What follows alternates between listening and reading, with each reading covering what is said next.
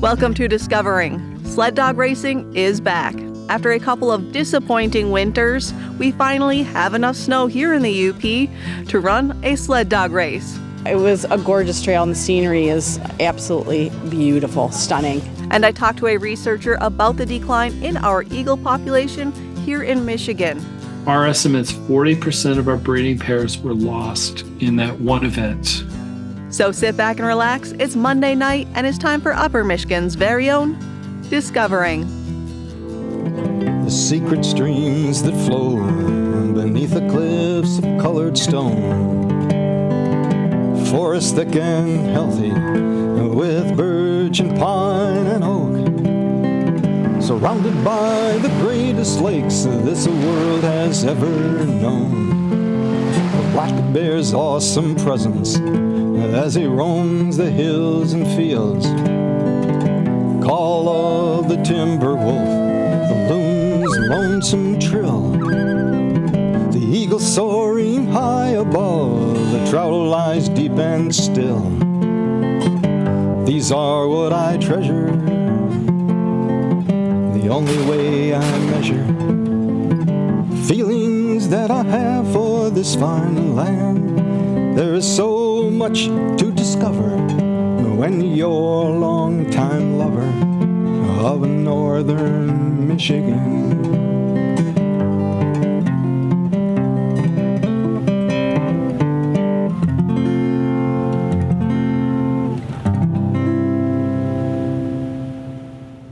Last month, we showed you a bald eagle being treated for lead poisoning at UP Wildlife Rehabilitation that had also collided with a vehicle.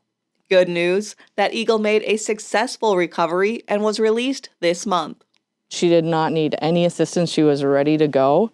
And she took off into this wind and you could see her, she did very well flying in the wind and then used it to her advantage. And she's off getting her bearings and going back to where she needs to go. This eagle was brought to the location it was hit to be released. When they're adults, they may have a territory or a mate, and they may just try to come back here anyways. So we'd rather save them the trip of, having to come all the way. In Beth's experience, only a third of eagles that are struck by cars survive. A lot of times there's the fractures are too old from collisions and they can no longer be fixed, or they're just fractures that can't be fixed. The bird will never be fully flighted again. And some die in our care because they're either too starving or their lead levels are too high. Eagles being struck by vehicles is unfortunately all too common. Probably a couple a month, I would say, in the winter months especially. During the summertime, they can hunt for themselves, but in the winter when food is scarce, they really start to cluster on roadkill carcasses, especially deer. So that just puts them in close contact with vehicles. There are ways to help prevent collisions with eagles and other birds that feed on roadkill. You can, number one, slow down if you see, because it takes these big birds a hot minute to get off the ground and gain altitude. You can also, if it is safe to do so, you can also move that carcass far off the road so that when eagles are on the side of the road feeding and a car comes up and flushes them or scares them, they don't fly directly into traffic. If you see an injured eagle, call the DNR. So if you find an eagle or are unfortunate enough to be the one that actually tags them with a car, feel free to give us a call. We want to try to help those eagles when we can. Accidents happen, so we're not gonna get after people for something they couldn't prevent, obviously, but we want to see what we can do for the eagles. Success stories like this are even more important right now. With the mortality of breeding pairs of eagles in Michigan, preliminary numbers are, that we're down 40%. Each eagle, especially each female eagle we can get back out into the wild is important. Last fall, it was revealed that Michigan lost 40% of its eagle population, a loss that could have been easily overlooked. We were over 1,000 breeding pair in the state of Michigan, from a low of 50 in 1961. And at 600 breeding pairs, if you asked anybody in the state, they would tell you, wow, there's eagles everywhere. There's lots of eagles. But that declined. Had we not been out there monitoring, we would not have caught this major impact to the population.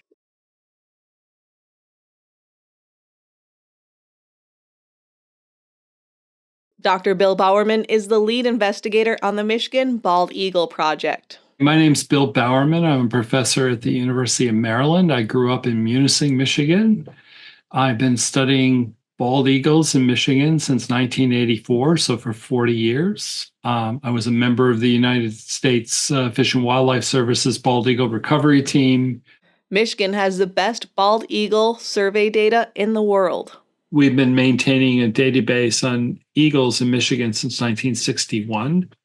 And so we continue to build upon this world-renowned data set. It was first Fish and Wildlife Service, but then was turned over to Michigan DNR. They do 2 aerial surveys. And so they fly over the nest sites in March, find out whose home was trying to have nestlings that year. Did they repair the nest site? Is there a new alternate nest? And then we come back about 6 weeks later to find out who was successful, who failed. And then looking at the nestlings, depending on the color and their feathering and their size, we can determine approximate age. And we're trying to go out to band the nestlings when they're 6 to 9 weeks of age. Due to COVID, DNR surveys were not conducted in 2020 or 2021. 2022, we can go in the field, but a retirement in EPA delayed our funding. So none of us could get out in the field in 22. When Dr. Bowerman was able to return to the field in 2023, he was shocked at what he found, or more so, at what he did not find. We were trying to collect samples from 30 nestlings along the Lake Superior shoreline and 30 along Lake Huron. What amazed us and also shocked our DNR pilots who've been flying these surveys for 25 years, we kept running into vast areas where the nests were not repaired. There were no adults in the territories, and we couldn't find alternate nest sites. First thing that hit me was I'm up there trying to take 30 samples of nestling eagles with the idea that I should have about 120 nestlings to sample, and I can't get 30. And it's like, what is going on? And so then we started going back into the state, and I found out about the bird flu epidemic the year before. And then we started plotting things together, just started building our interdisciplinary team and building our case study and just continuing to analyze and monitor and work together to try to figure it out. It was very quick to understand that it was bird flu. So one of the reasons we know and we can document and we can prove scientifically that this was a bird flu outbreak that impacted 40% of our eagles is because of Michigan DNR to start. They have a very good surveillance monitoring program. They do wonderful amounts of testing. They do necropsies on all of the dead eagles, so we know what killed them if they can be diagnosed. So Julie Malati with Michigan DNR is amazing. She's the pathologist, and without her data, we wouldn't know. We wouldn't be able to solve this environmental mystery. In 2022 alone, we had 222 dead eagles turned into DNR that were necropsied. So that's a huge number. Of those 222 eagles, 41% of them died from disease. 90% of those tested positive for avian influenza. So our estimate of the number of dead eagles based on recovering 222, based on the ability of us to find a dead eagle in the woods, would lead us to understand about 2,300 minimum eagles died in this event. Dr. Bowerman has spent the last year analyzing all the survey data while also ruling out other potential causes. Things like, is there enough food? Were the environmental contaminants too high? Were there are too many eagles, crammed into one small geographic region that would impact the reproduction? All of those ecological factors and the weather factors we found did not impact our analysis. So they were not the cause of this. He has been presenting his study across the world and writing his publication on this bald eagle mortality event. I've been working on the species for 40 years. And so what I have found, it's okay to be personally devastated by what you found, and it will take 3 decades to recover. Because human health is also a concern, if you see an eagle that appears sick, do not touch it. That we've got to protect human health, right? Even with the small chance that it could affect humans, we still must protect human health. And wildlife are indicators of the health of the environment. And when they're sick, we need to know why. And we need to document it.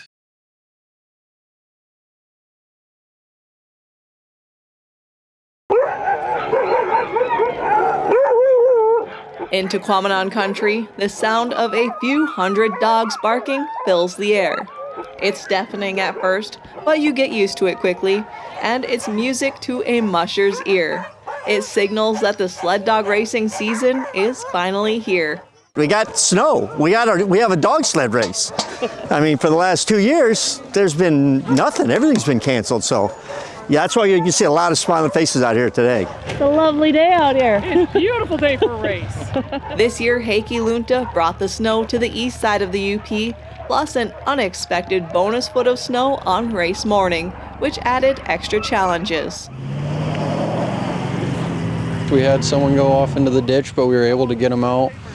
Kind of ran out of parking spots a little bit, but we were able to squeeze everyone in. And with all the snow that we ended up getting, we had to kind of cut the 10 dog a little shorter for the first day. So they're just running 30 today, 30 tomorrow.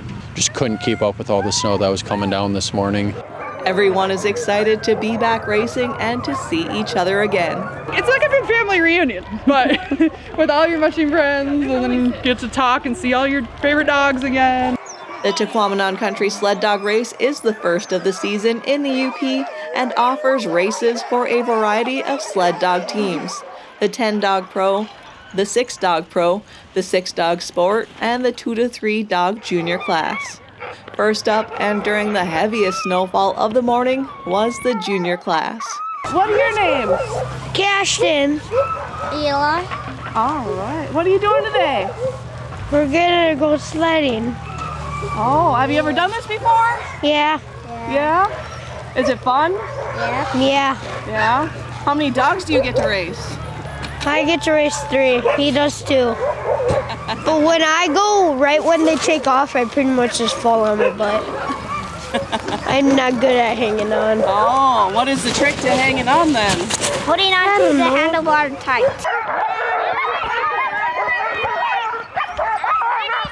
Looks like Cash held on. I am Elizabeth Beaverson, and I'm in the junior 3-dog class. What got you into dog racing here, sled dog racing? A friend of ours named Larnice at My Dog showed us her dogs, and she let me ride on her sled at the end of the race. I like the part that I get to be with the dogs because I'm a dog freak. So. Do you help take care of them? Yeah. Yeah, what do you have to do there? I pick up the poop, I harness the dogs, and I run the dogs. There's not much more you can do, but. What are you looking forward to? The part that I get to be with my dogs and I just get to be on the trail for the first time. It's gonna be fun. 5 brave mini mushers race down the chute for a 3.5-mile adventure with their dogs.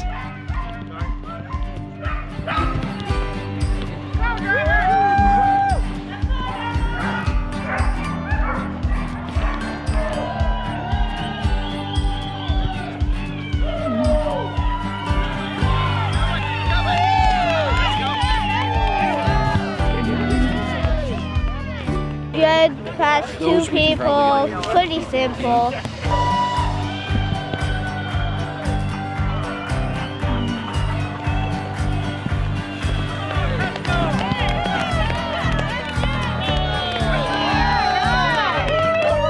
All the kids and dogs returned safe and sound. By the field, I was trying to clear out my drag and I fell off. Ella was in front of me. So I tried stopping her sled. And she ended up going my sled.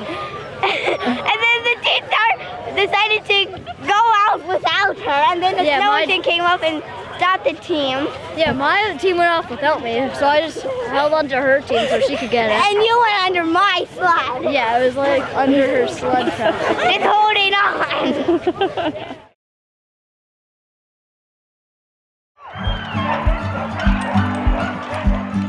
After the junior class, the 10-dog teams set out for a 30-mile race, followed by the 6-dog pro for a 24-mile race, and last, the 6-dog sport class for a 15-mile race. There are a lot of different experience levels out on the trail today. Many familiar names and faces to the sport, and a lot of newcomers. Joanne Fortier, Gaylord, Michigan. What are you running today? The 10-dog pro. This is my 25th race season. Long time. What keeps you going doing it? The love of the dogs. Just love being out in the woods and training, and it's just you and your team, and it's quiet and no phones, no nothing. I just absolutely love it. We were planning like, okay, we should retire in a couple of years, but that keeps never happening. We're running the 6-dog sportsman class. Yeah, we're on the sort of the tail end of our mushing career. We started, our first race was this race in 2009. My name is Janine Pollock, and I'm from Chatham, Michigan. What are you racing today? We're racing the 6-dog sportsman. Yep, and I'm racing a team of Siberian Huskies. How long have you been racing? This is my second season of racing. What got you into racing then? Just being outside, outdoors, and just the activities with my dogs. Once you get more than 1 or 2 dogs, you have to transition to a sled. So I said, okay, I'll try it. So here we are. It's great to see the Michigan Tech Mushing Club bringing teams, plus new dog kennels and teams that sprung from the club. So I started mushing through the mushing club at Michigan Tech. Oh, okay. But now I kind of went off and have my own little mini kennel. Oh, fun. Potluck pups. Potluck pups? Yep. Because they come from all over.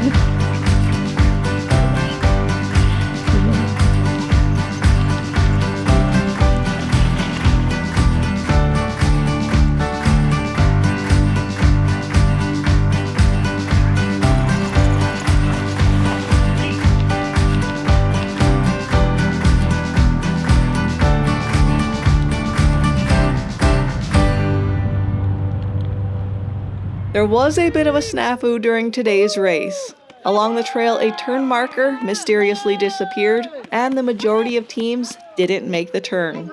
How'd it go out there today? Well, the trail was beautiful because they got a lot of snow last night and today. Gorgeous trail, had a blast out there. There was just one hiccup. There was the last 2.5 miles to go. There's a arrow sign down, and tons of us took the wrong way. You know, but it was like no fault of the race because they did so much work.